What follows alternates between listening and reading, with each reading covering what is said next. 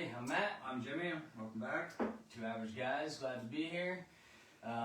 Ready to talk some Husker football and talk about the big back-to-back W's from both Indiana and then Rutgers. So, absolutely. So first and foremost, 2 wins in a row. Haven't really been able to talk about that for a while. This was 2018 was the last time we had 2 back-to-back W's. Big Ten road wins, or Big Ten wins. I mean, Yeah. just in general. That was our first road win since we beat Rutgers in 2018. Yeah. 2020, but that was the 2020, COVID year when yeah, there was no 2020. fans. So a lot of firsts in a while. Yeah. So enjoy it, right? Yeah. I mean, it's a win. Yeah, it's Rutgers, but yeah, I've seen a lot of comments over the last couple of weeks that are like, "Oh, we're really this excited that we beat Indiana. Oh, you're really gonna celebrate a win over Rutgers?" And it's like, this celebrate a win over anybody, you know? I mean, especially when your defense, who struggled mightily the first few games, and has still struggled a bit, but has pitched a shutout in the second half in the last 2 games. That to me is halftime adjustments, coaching. Yep. We've made drastic, positive improvements in adjustments. Yeah. over the last couple of games. Yeah, I think one thing that a lot of the argument comes down to, those adjustments shouldn't have to be made at halftime. Like, we want to be able to make those in-game adjustments, and that's what people want to see, and that's what I don't think we're seeing as much as we want to as a fan base.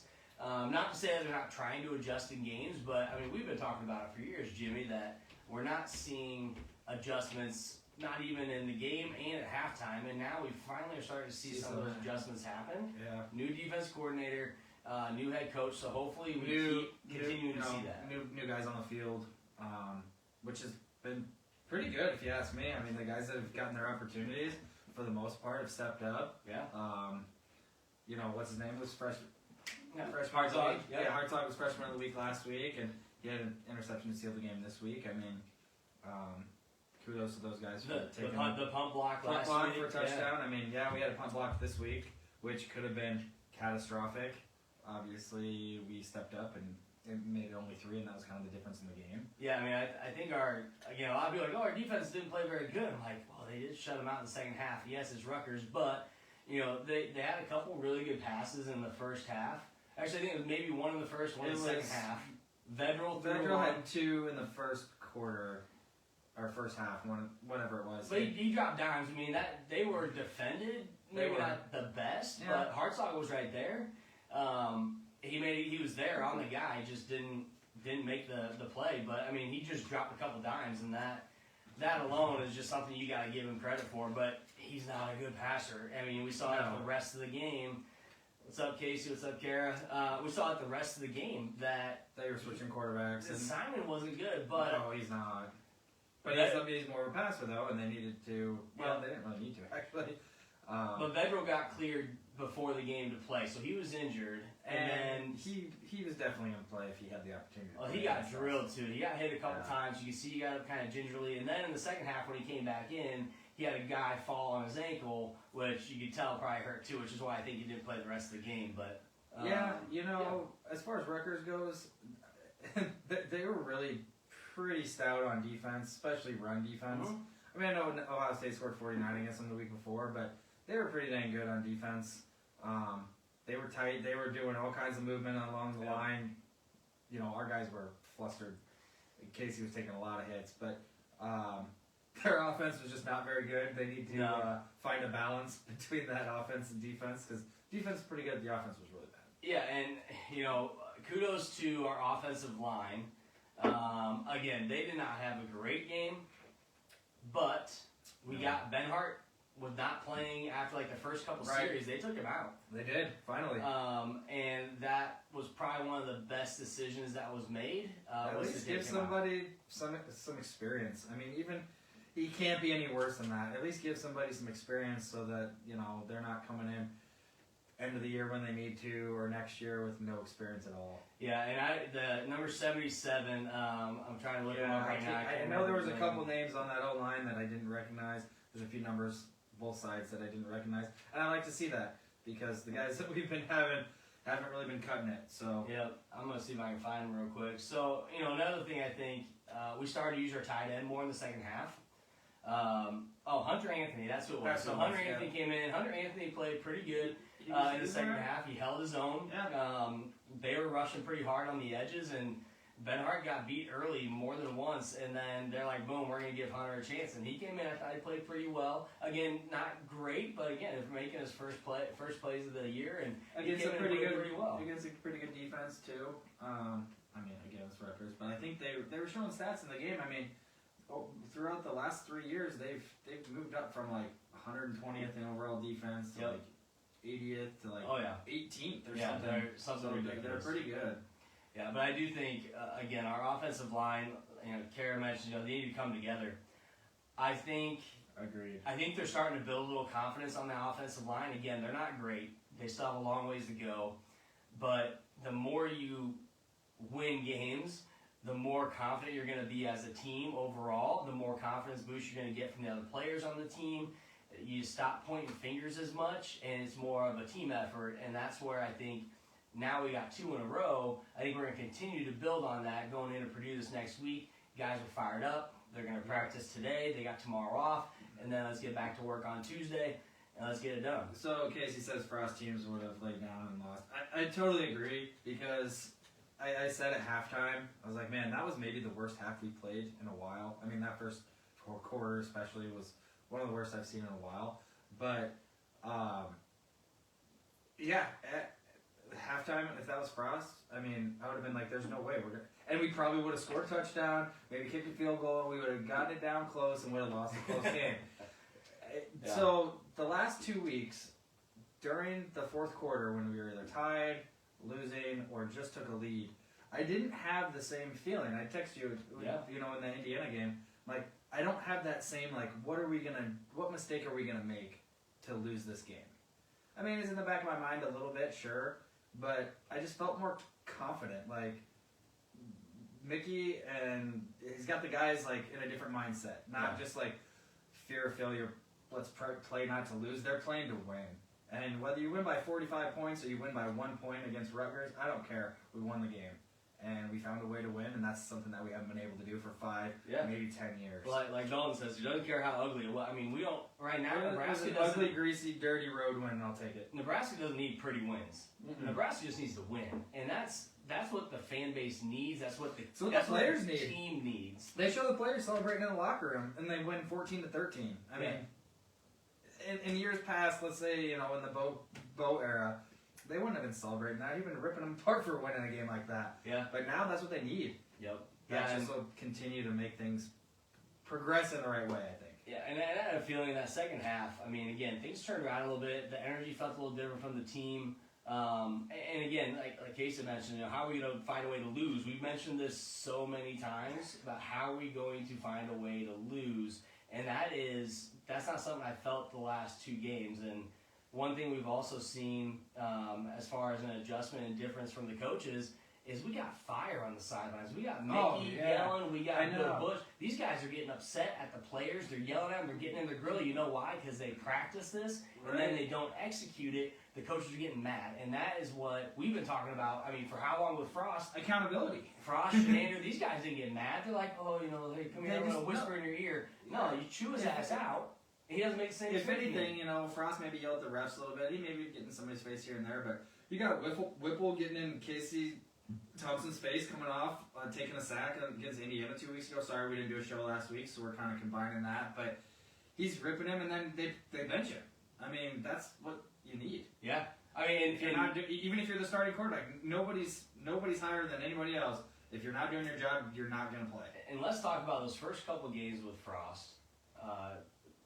And the lack of fire, and Dalton says here, Whipple's on Casey Thompson.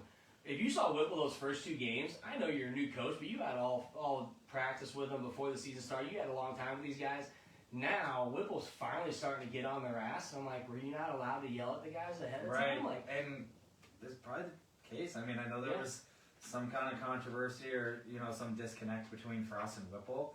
And maybe that was Frost trying to pull too many, be the head guy pulling the strings. And that's Whipple's job. He Yeah. needs to be able to calling the shots in that department, and he's trying to hold his guys accountable now. And maybe he wasn't able to do that before. So Yeah, and so it's good to see. Yeah, so we're seeing a different fire. They don't show Bill Bush much on the sideline. Maybe I'm just not paying attention as much. But again, anytime we saw Chins on the sideline, like I didn't see any fire from him either. It just it was just like Frost. They always had the same facial expression, whether we were up big, down big, close game. Again, it's a different fire.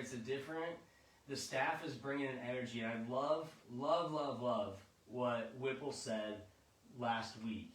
He said, we have the mentality of we're going to win out. We're going to win every game. Our guys believe it. We believe it as coaches. We have the talent to do so, and we can do it. And I think I don't know if that mentality was there with Frost, and when he was there, I just didn't. You didn't see that same fire, that same belief. It was when you win 3, 4, 5 games every season. That's it.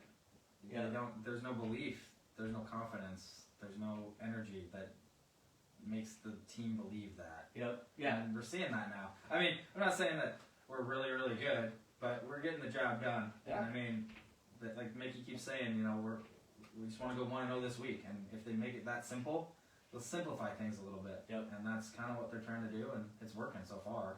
Yeah, and I hope to continue to see that. Did we miss a lot of tackles? Yeah. Did we miss a lot of blocks? Yeah. But when it came down to it, we made the plays we needed to make and won the game. Yeah, and I think that's the most important. Again, like people are like, oh, you beat Indiana. Yeah, Indiana was 3-1 at the time though, and we had a losing record. So yeah, and Indiana played Michigan tight in the big house yesterday. I guess until the fourth quarter. But still, they played it pretty tight. Yeah, so I think that we're seeing a big difference in the coaching staff, which is that belief in the players, the belief in their team, the accountability for those players that are making mistakes, getting on their ass when they make mistakes. And the players have that belief too. A lot of times, you see a lot, and what we've seen a lot the last couple of years. You see a coach get fired, a head coach get fired, and things go the opposite way. You don't get that same energy. You might have guys transfer almost immediately out of the program. A lot of people ask about, is this going to hurt our program? I don't know if it is. I think this coaching staff is getting these guys, they're helping them buy in. Their belief in them, again, I think it's just different than what they were getting before. And if you're not getting that belief from your coaches, and your coaches aren't ripping you a new one because you sucked, it's like, oh, I can suck and still play tomorrow. That's not something I want from a coach. And I think these guys, they're competitors. They want to win. They don't want to lose. And so we're seeing that difference on the field. Yeah, and especially when, they're making changes at personnel. I mean, when you're putting different players in, because the other guys weren't cutting it. Now these guys are like, well, you weren't getting it done. I haven't had my opportunity. When I get my opportunity, I'm going to get it done, and we're going to win. Yep. And I kind of hope that we keep going that way. I mean, look at, again, Hartzog getting in there and playing. And, I mean, they picked on him early. I mean, they had 2 long throws on him. They were nice passes. Like you said, he was maybe close or pretty good position. Yeah. But he wasn't trailing behind. Position. He was right there to tackle him right afterwards. The Big Ten officiating has been pretty bad. Didn't like some of the calls. Yeah. But, I mean, we got away with a couple. They called a couple on us that they probably shouldn't have. They called a couple on them that they definitely shouldn't have too. So I think that they definitely shouldn't have. I think as a whole, the officiating just sucked altogether because they were calls that could have potentially impacted the game from a scoring standpoint for both sides. At least they called the personal foul. Unnecessary roughness that pretty much sealed the dub for us. Yeah, that was just a dumb really play by that kid. But we got Brandon Moore. Brandon Moore comes awesome. In, and he also gets an interception. These are guys that it's like, who are these guys? Yeah. What are they doing? So that's exciting to see different players get different opportunities to get in there and show what they can do. And again, that's coaching, that's accountability. You're pulling a guy maybe, or you're putting a guy in for a situation like, hey, we need you on this play because we know this is going to be this type of pass, this type of run.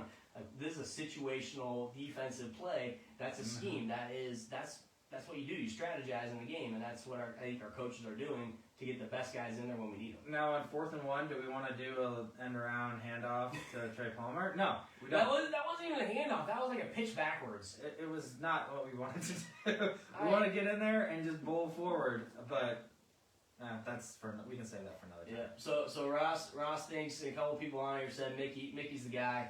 want to ride with. He's smart enough. Guys around him, and he can recruit. I don't disagree. I think we'll see what the rest of the season holds. I don't know. I just don't know enough about Mickey other than what I've seen. I love what I'm seeing. Yeah. Again, we see a lot of guys, those defense coordinators.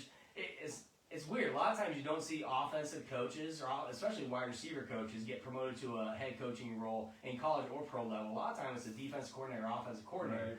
But not to say he's not the guy. I think right now he's showing everybody I want to be the guy and I can be the guy. And that's a big boost again to this team because this team wants to stick together if they want to play for him. Right. And they want to know that he's in it for the long haul. So I like it a lot. I just, it's tough because I don't know, we need to get a coach that's got head coaching experience. I don't know what the answer is. It's still too early to say. Let's just keep going and see how things finish out. Yeah. I guess. Yeah, Ross, I didn't see that. The interview with Brandon Moore. I'll check it out. Kara mentioned special teams started to really make a presence. The block punts suck. Other than that, I mean, that's covers. That's basic covers. It's not on the punter. But we are seeing a difference with our punting. We have guys that can kick. We have a couple guys that can kick field goals. So we are seeing a difference there in special teams. We're not losing games because of our special teams. Right. And that's a huge note to make. When we take the lead, I don't know why we kind of did a short kick. You know what I'm talking about? Yeah. I said, man, we can't even win right. And we fumbled on taking a knee, so we still can't win right. But we're getting there. Yep. And so a couple of things that we've talked about more than once that I still don't understand. We shouldn't be catching punts inside the 10. Definitely outside 5. If they kick the ball high in the air on the kickoff, just fair catch, you get a 25 no matter what. So just fair catch it. Unless you have a clear runway and you're already at the 25 or 30, then catch it and then take a knee, whatever you got to do. But don't catch it inside the 10. I mean, their punter was good. They were talking about how he's had so many punts inside the 20, whatever. But let one go. If they down at the 1, they down at the 1. If they get you inside the 10, inside the 5, kudos to the punter. That's just a good punt. But if you're catching it at the 5, I mean, I don't like it. I don't like it either. There's a higher probability it goes in for a touchback than anything else. A couple other things I'd like to see an adjustment on is our 4th and 1. Again, the end around with Palmer, for one, it looked like a botched play because he didn't get it to him pretty fast. It was just off. Timing was off for one. Yeah. We had nobody blocking out where Palmer was going, which was a mistake. Our line actually got a really good push up forward. Or Casey could have just grabbed it and ran he could have literally walked for 4 yards. He could have just walked. So that was bad. That was really bad. And then the other 4th down, 4th and 1, where we go shotgun empty set. That in any pro, college, no matter what team you are, that is should be one of the easiest QB sneaks to get, or go I formation, get a running back, get Yant in front of the running back, or let a lineman line up as a fullback and get Yant running the ball. Whatever. Somebody that's going to plus forward for a yard. At least line them up if you're going to do like a little quick out or something. At least sell the run. Yeah. I mean, you can't just no back it. Yeah, Anthony Grant, he really did truck the cornerback. Oh man, that was phenomenal. The corner was he was staying on his heels, and he's like, all right, I'll take you. If you're not gonna come get me, I'm coming to get you. And he did not slow down. He's a beast, man. That was incredible. And one thing, I don't know if anybody else saw this. It was one of the last possessions for Rutgers, and it was a 3rd and 11 or something. And they get a pass over the middle, but we have a linebacker coming through the middle to come hit the quarterback before he threw it, and their running back hit the hole to block him. Running back launched up, crown of his helmet launched up into our guy's face, and knocked his ass out. I could not believe they didn't call targeting on the running back there with how forceful that hit was. Pretty unbelievable, but at the same time with how bad the refs were, not that surprised. I think it was Gifford maybe coming through the hole, but either way, I think, it definitely had a Bell feeling to it that just knocked his ass. That was great to see. That might have been a little bit of frustration by Grant because he was not really able to go anywhere all day. Yeah. So Ross, it might have been Ryan where they got hit. It might have been. Hopefully he was all right. It was bad. He got up. He had a pretty good game actually. So yeah, really, I thought our linebackers played better. Heinrich struggled in the beginning. Gosh, he was just slow. Slow a little bit, and it was like that early in the season too. I don't know if he's fighting some injuries or what, but he's I don't know. He looked a little bit better in the second half for sure. Reimer played well. I mean, Reimer's just he's a ball hog. I thought Garrett Nelson played really well. That might have been one of his better games. Caleb Tanner probably played one of his better games. Got a lot of good push on the line. Mathis, showed up a few times, got his hands up. Feist was playing pretty well. Ty Robinson too. So yeah, Ty actually looked like he was playing with a different energy yesterday. Like that's probably the best game I've seen Ty have, even though he may not just getting pressure at the quarterback, just getting through. I mean, we met him. He's a huge dude. Like I don't want that guy. I don't want him running at me. No. Terrifying. So. Angles behind him. I agree, Ross. It's not so much that he's slow; it's the angles he's taking. It's just crazy because he was so good last year. Yeah. So I think we still have a lot of work to do. I think everybody knows that. I think we have still a long hill to climb. Purdue is definitely going to be a test. It is. Purdue beat Minnesota, and Minnesota looked like they were really good. And Purdue, I didn't think was very good. And then they beat Maryland too. So and they beat Minnesota on the road. Right. So Purdue is not a slack team, and they still have Braum as their coach. He's a good coach. Yeah. So we don't want. I don't want to get in the league. So. I don't want to get out coached. If we're gonna lose, I want to lose on the field because we're just a better team. But if we win, I want it to be because of our coaching and our adjustments and how we make those in-game plays and in-game adjustments to do what we need to do to win. And that's. I don't want to get out coached though. We've been out coached for too many years. Right. Too many games. I mean, we're gonna have to have a solid run game. It's gonna have to be better than it was this week. More than 47 yards from Grant. I think he's gonna have to be close to 100 or over. We're gonna have to have some more big plays from Casey DePalmer. Washington cannot drop as many passes as he did against Rutgers because he dropped a lot. He did. We also had some good catches. Yeah. We're gonna use the tight ends like we did. Yeah, we started using them more, and man, that was like a second or third, and I think we passed them two plays in a row, and it was third and 15. We had second and 15. We started the ball at the 10 after a punt, and then we got a false start, and we're at the 5. And and we ended up digging out of it. 2 back-to-back passes to Volek. I mean, the guy's looking really good. We used Chancellor Brewington out there a couple times. Again, he's a guy that I think we use as a blocker. We use as a guy that uses his hands to catch the ball. I think there's a lot of opportunities still, and if we can tap into that opportunity, we're gonna get to a bowl game this year. Absolutely, we might even get 7 wins. I mean, the season is not. The season's been saved almost. If we can go 4-2 the rest of this way out, it's gonna be tough to do that. We got the tougher part of our schedule now. Yeah. But man, Iowa sucks. Cool. Holy cow! 9-6 losing to. Oh my. I mean, Illinois is going to be better than we thought. They're going to be tough. Yeah. They're going to play defense, really good defense, and they're going to run the ball. So it's going to be a lot like this Rutgers game. Yep. So we're going to have to probably play better than we did. That'll be a home game, but we got to go on the road to play Purdue this week. So another night game, which I like. But we're one of 3 teams at the top of the West with 2-1 Big Ten. Yeah, that was kind of nice to be first place after Friday night. Hey, it lasted the whole night. We'll take what we can get. So I think Ross mentions the offensive line, and I know Jimmy and I have talked about it for years now. But I think we're starting to see more and more not only the lack of development on the offensive line. I don't think you can put Raiola's name on the development yet. I think if we don't see a big change next year and we don't continue to see changes throughout this year, I think that's a problem. But what I really want to see from our offensive line, again, is just coming together, building that confidence, and starting to get better every game. They're not going to be perfect. Cochran is still struggling. Ben Hart needs to not play again. Hickson seems to be playing pretty well. He's had a decent year so far. We have guys that, again, I think it's not due to lack of talent. I just don't think they've been developed. But, to Ross's point, I don't think recruiting big, mean, nasty-ass offensive linemen was ever a focus for Scott Frost. I don't think so either. Because, what did he even said this after, I think it was after last year, or maybe the year before. He wanted to recruit speed over weight.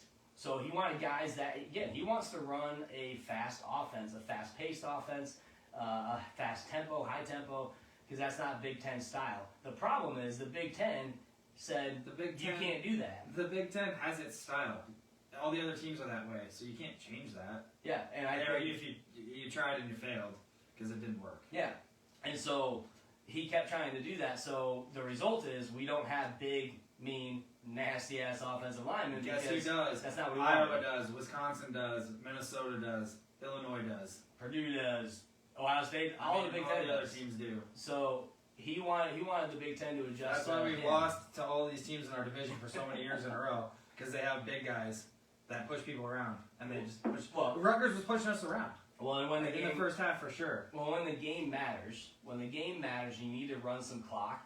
You got to be able to push, and we don't have that. And so, again, third and 3, you need to be able to run the ball for 4 yards for a first down, and we can't do that right now. And so I think, again, Raiola, he's got his work cut out for him.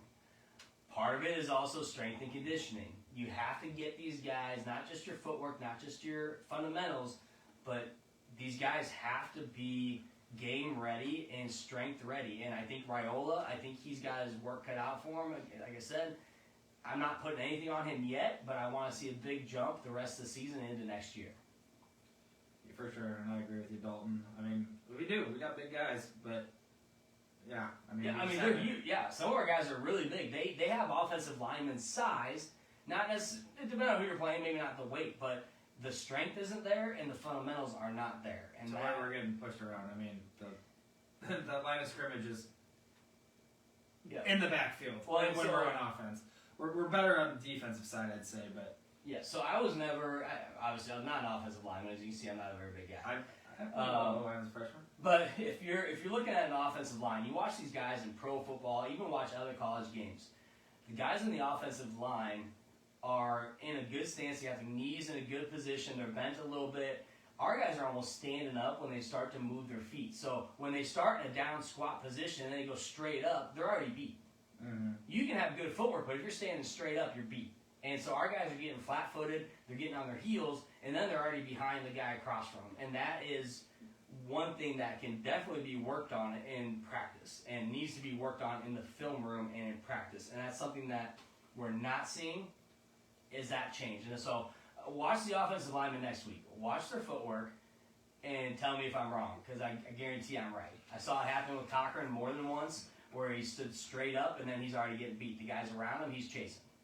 So, Ben Cochran is by far the worst offensive players I've seen in Nebraska my whole 42 years of life. Ross, you're old. I'm kidding. That's fine. I'm 35, and I haven't seen offensive linemen like this over the last 8 years maybe. Like, we haven't had great offensive linemen. No.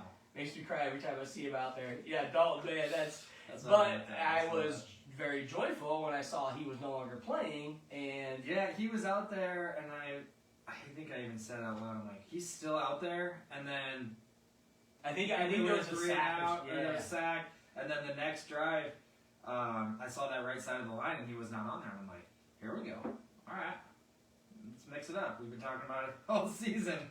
It's about time. Terry, welcome to the show. I hope you're wrong, but you might not be wrong. You might not be wrong. I hope we put up 41. The thing is, can we match it? That's the thing. I mean, at this point, will we? Offensive line. Like we said, I mean, we went 14-13. You know, we could have won 70-0, but we won the game. Didn't matter. Can we score more than Purdue does?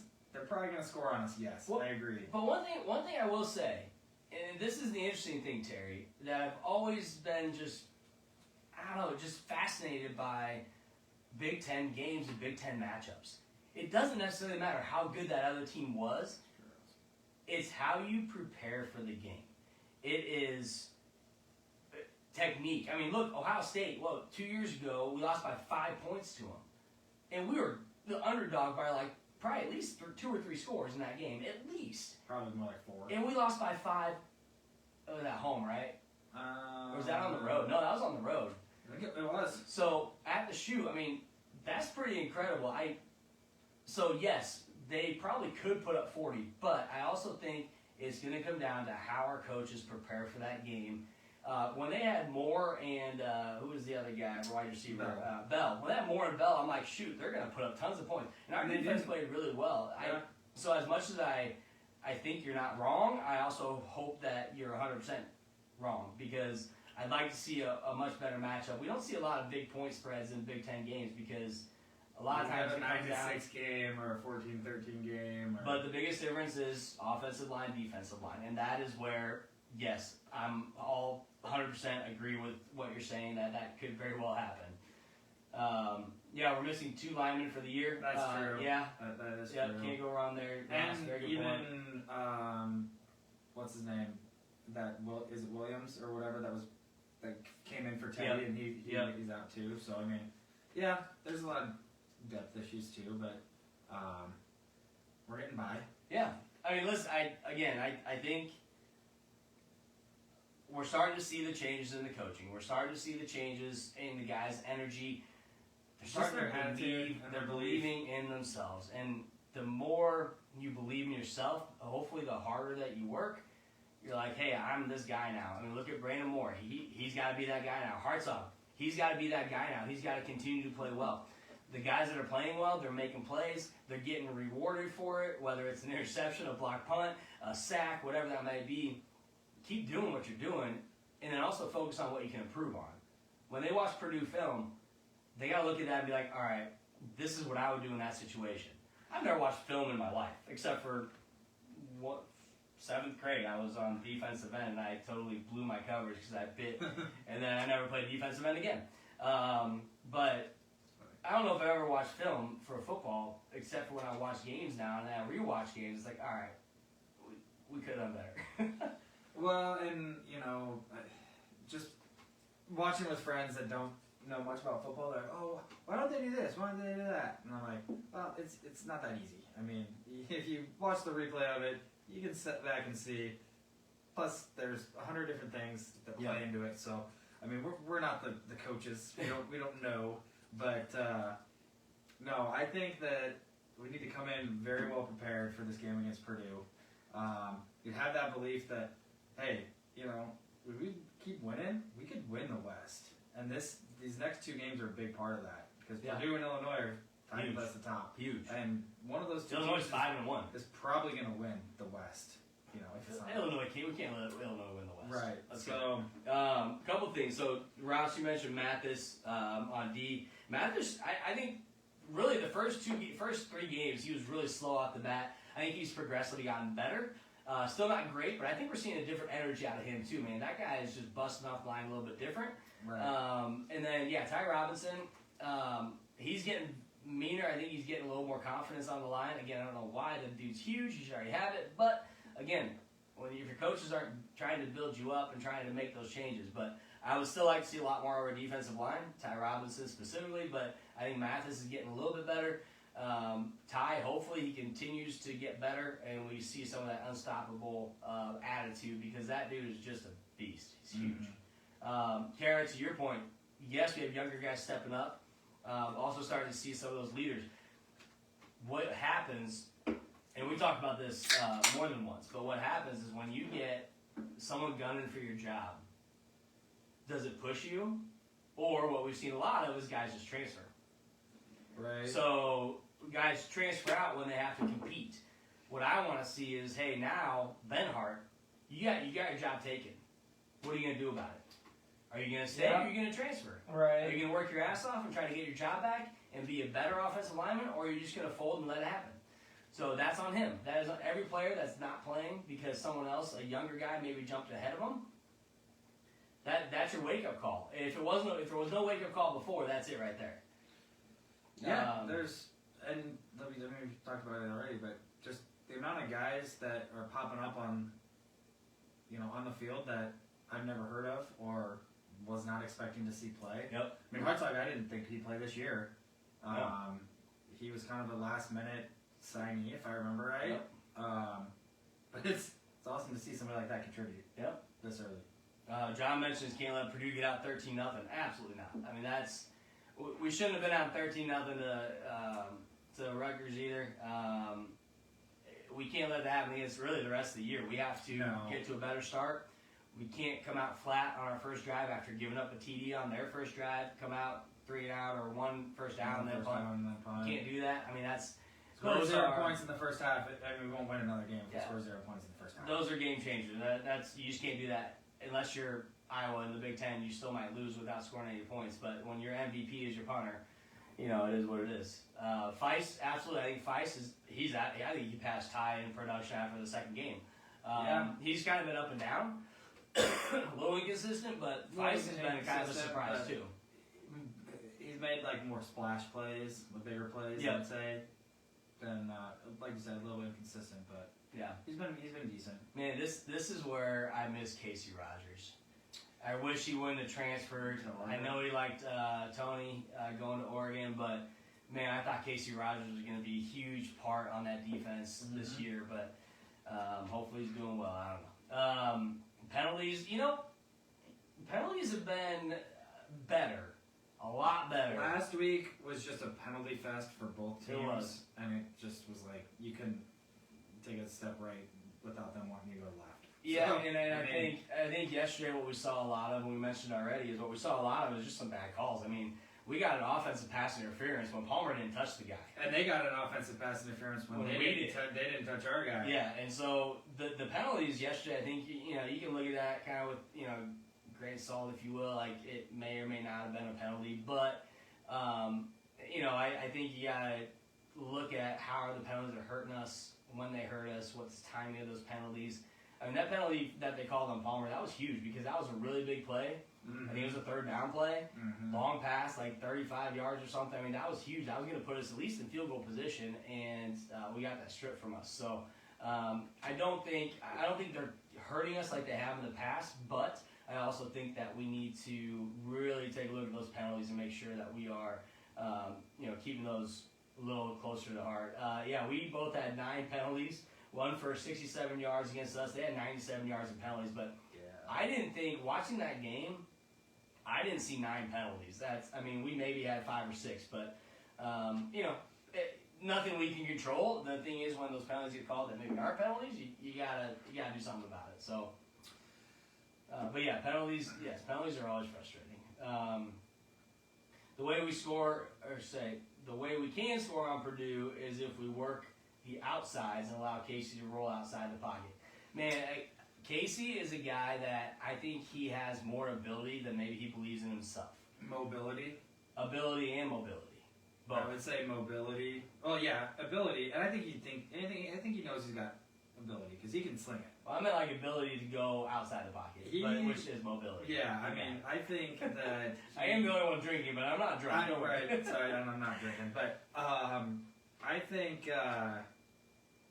We've gotten used to that Taylor Martinez, that Adrian Martinez, that, all these running quarterbacks that we've had that, first sign of, a little adversity and they just run. And Casey doesn't do that, which I like, but he takes a few more sacks than I'd like, or it's just a little bit scarier than I'd like. Yeah. And I think he does have opportunities to run it. I don't want him to run it too much because he's already getting blasted, man. I mean, he's taking all kinds of shots. He's a tough kid. Yeah.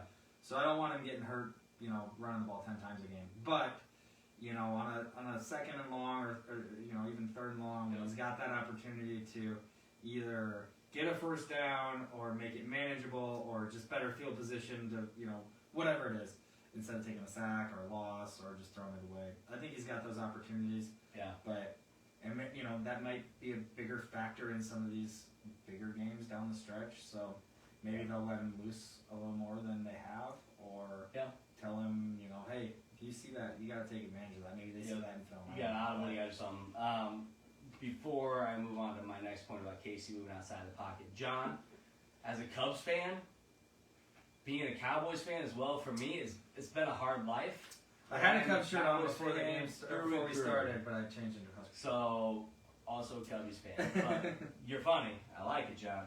So I think there was a play yesterday, or Friday, where Casey started to scramble out of the pocket to his right. The problem was Hunter Anthony was blocking there, and so he's blocking on the outside. Right. Well, he didn't block him into it. The guy got off his block and chased him.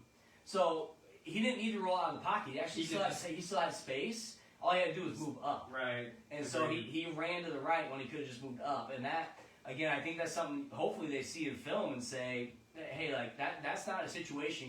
Your guy's blocking his guy that direction. He'll go that direction. You move up and go around him to open up that space to throw the ball. And those are the kind of things you see when you watch not just college football, but pro football too. These guys make those adjustments, and they know where that block is going. Because I thought Hunter Anthony was blocking really well there, and then the guy's like, "Oh shit, you're going that way. I'm gonna get off my block and go that way too, and I'm gonna come get you." And fortunately for us, it wasn't a sack, a loss, but.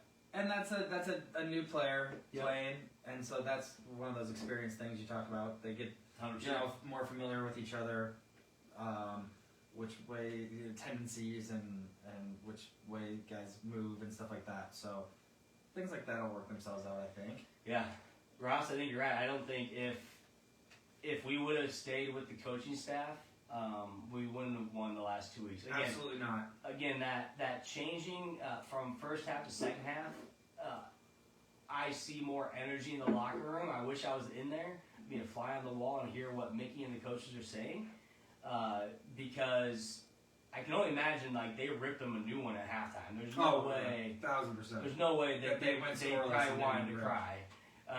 So I think, John mentioned here again, they're not giving up. These kids are playing their hearts out. They want to win. And again, we don't come down on the players at all. Like, yeah, they might have a bad game. We might mention that they're not playing well, this and that. But besides Ben Hart, but other than that, like, if we did that to Garrett Nelson after the first couple of years. First year or two for Garrett. Now I love him.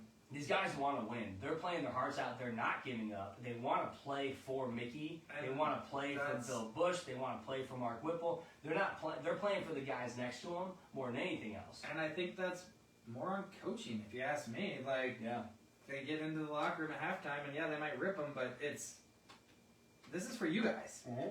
It's not, oh, you get me a win, and I don't know if that's how Frost felt or not, but light a fire under them. Like, hey, we want you guys to win.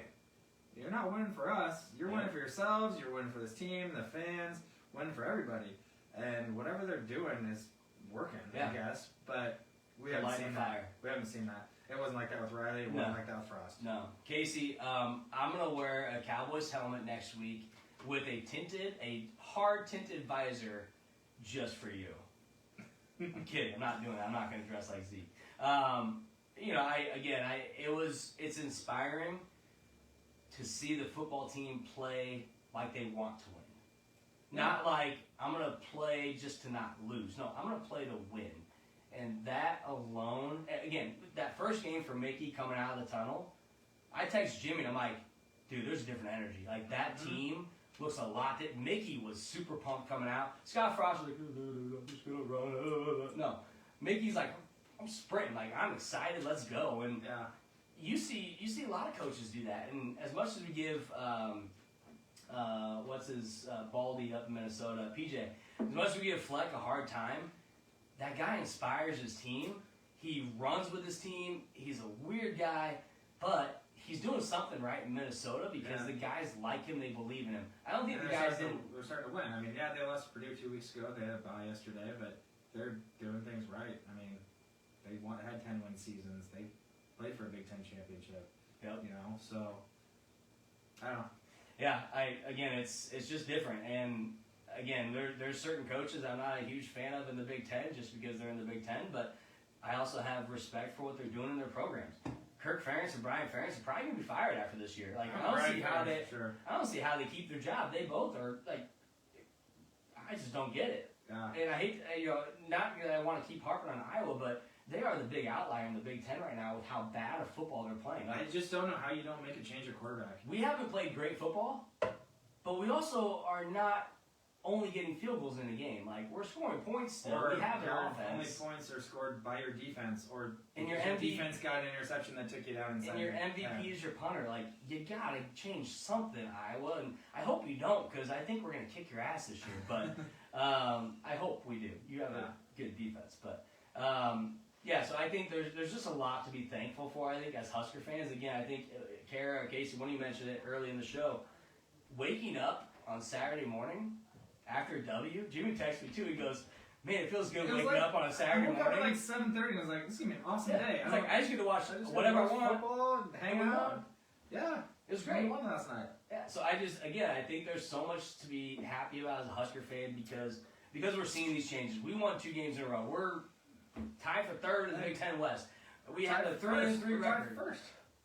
That's what I meant. We're one of 3 teams. Yeah. Sorry, but we're seeing a lot of changes on this team, and I think more than anything, the coaches are believing them. They're holding them accountable. The guys have the energy. The guys want to win for each other. They want to win for the team. They want to win for the state. They want to win for the coaches. We're seeing it all, and that to me just it's been hard. The last and it has because 8 years. there was nothing I wanted more than I thought it would work with Frost. I wanted nothing more than it to work because I was like, if Frost can't do it, then no one's gonna ever be able to do it. Get this thing turned around, and it just did not work. Yep. And I have not had the same feeling I did for the last 5 years when we've been in a tight game in the second half. I've been like, we made changes. What they were doing that was killing us in the first half, they're not doing it right now because we're not letting them. And we're, maybe we weren't awesome, but we're making changes to the point where we have taken that lead and been able to win games. And I haven't had that nasty feeling in my stomach that we're going to figure out a way to blow it. I have not felt that. You know what the most exciting part of that game was on Friday? In my opinion, I think it was the Hartzog interception. What did we do on our very first play? Touchdown. Oh, that was the Farmer interception. Oh, that Farmer? We had 3 interceptions? We had 3. Holy cow. That was So the Farmer So interception. Farmer gets the interception. I was at the bar watching the game. I remember most of the game. I remember the whole game. So Farmer gets the interception. Very first play, we throw a touchdown pass. Like first play, 26-yard touchdown. Those are the kind of opportunities that Whipple and the coaching staff takes advantage of. You hear it all the time when they're like, "Oh, this is a great opportunity for play action," or "This would be the ideal bootleg," or "This would be that." You hear the announcers saying that, and we hand the ball off for 1 yard. In my head, and I'm sure a lot of people are thinking, like, first down, if you have an opportunity to go for it, go for it. And we did. Like, I don't know if we've ever seen that under Frost. That would have been a standard run, pass. Like yard on first down, yard or 2 on second down, Yep. and completion on third down. But those are the adjustments that we just haven't seen in years. So it was very exciting. Again, that's why I think it was the most exciting play, is because we haven't seen anything like that in a while. And so for them just to come out. Well, and they were locking Palmer down pretty good. I mean, they were keeping him in check. They were. And again, he had a pretty good game too. Who's the wide receiver? I haven't seen in a while. I don't know if he's hurt. Number 5. Omar Manning got hurt. No, not Manning. Sorry. Garcia Cast? Yeah, he's hurt. Yeah. Yeah, he's been hurt the last 2 games. Yeah, that's what I thought. Okay. So, but I think we got guys that got stepping up now. They said that they were running Tommy Hill at wide receiver. Interesting. During the week, yeah. I mean, maybe that's. And he's back there returning punts. Yeah. I mean, if he's got good hands and he can run. Yeah, he is not good on defense. Man, I tell you what, Alante Brown, on that end around that we did with him, or that pitch back, if he would have just made a decision to run, right, he would have been fine. But he kind of paused. It looked like that might have been a pass play too. He was going to pass it. I thought he was going to pass it, but he definitely hesitated and was like, "Man, what happened there? What was he doing?" I'm like, "Well, I think he was maybe going to throw it, but he's like, I'm a receiver, so if it's not there, I'm not gonna. If it's not, clean, I'm not gonna do it." Because they're telling him, so he hesitated for a second and then just got nothing out of it. Because Alante's got the speed. Mm-hmm. If he would have decided right away, there's nothing, I'm gonna run, he probably could have juked that defender, got around, or got to the outside. I think that was 100% a pass. Yeah, and so he didn't see the pass. He pulled it down. He's like, "Oh shit!" It wasn't there. He tried to let it develop for a second, and then by the time he tried to turn the Jets back on, it was too late. Yep. So again, I think we got a lot of talent. We have a lot of things to look forward to. John, a bowl game is definitely not out of range. A bowl game is definitely in sight. This team, as much as you don't want to set just 6 wins to your goal, 6 has to be the goal. Like, it has to be. We go 3-3 in our next 6 games. We get to a bowl game, and that alone is going to build confidence. It's also going to get guys to want to come to Nebraska because they're going to see that change in mentality. Mm-hmm. For sure. Yeah, Ross, I think he was technically an athlete. That's right. So I think he played both sides. So yeah, I don't know. We'll see. Maybe. And with Omar, Omar got hurt. Yep. And he's out. I don't know how long he'll be out, but he's been up and down, out. Yep. In and out all of his career. So. Yeah, Kara's excited about the defense. Again, keep going, get the big hits. Let's see some more guys knock some heads off without getting penalties on the defensive side of the ball. Well, and I think was Newsom hurt? Because that's why maybe more. I think some so. of those guys were getting some chances to play. I didn't see Newsom playing. I like Newsom. I think he's really Buford good. actually had a pretty good game too. He did too. You know, that Noah Vedral touchdown run, we had a couple guys just kind of fly right by him. But there was also like two. There was holds. 2 holds on that play. Yeah, Whatever. that was a bummer. But you know, it is what it is. We won. I'm glad we won. I want to keep winning. And I saw a lot of Iowa fans saying, "Oh, congrats! Oh, you guys are celebrating a win over Rutgers." You know, we gotta win, dude. Hey, you guys lost to Illinois with you had 5 field goals in the game. Woo! Right. So you can give us a shit all you want, but we're gonna give it right back. It was Guess what? We're 3-3, and so are you. So Yep. yeah, I'll be a 5-year-old. All right, man. I don't got anything else. I mean, this again, just getting together, talking football. Appreciate you guys joining in. Carrot, Casey, Ross, John, Dalton. Terry, who chimed in for a second there too, not sure you stuck around, but appreciate you guys being on the show. I'm sure I missed a couple people as well, but appreciate you being here. I don't got anything else. No, I mean, 2 wins in a row. We haven't been able to talk about that for a while, so that was kind of nice. Let's make it 3 and keep going. Let's get to Purdue. Oh yeah, sorry, Ross. We'll have to catch you next time, buddy. I would have much rather been at the game and tailgating than going to the wedding I went to in Minnesota. So. We had some other stuff going on too. Otherwise, it would have been really fun. Yep. Thanks, Kara. I'll bring my Zeke. I'm not showing my dad bod though. Sorry. No belly shirts. Again, want to just thank, as we should every week, the Killigans for allowing us to play the Cornhusker during our shows. And asking for nothing in return, but we will get those guys on the show hopefully this season. We need to get Brandon Kinney back on the show as well. Yeah, he's busy. The guy's got his kids are growing up. He's coaching. He's doing his, a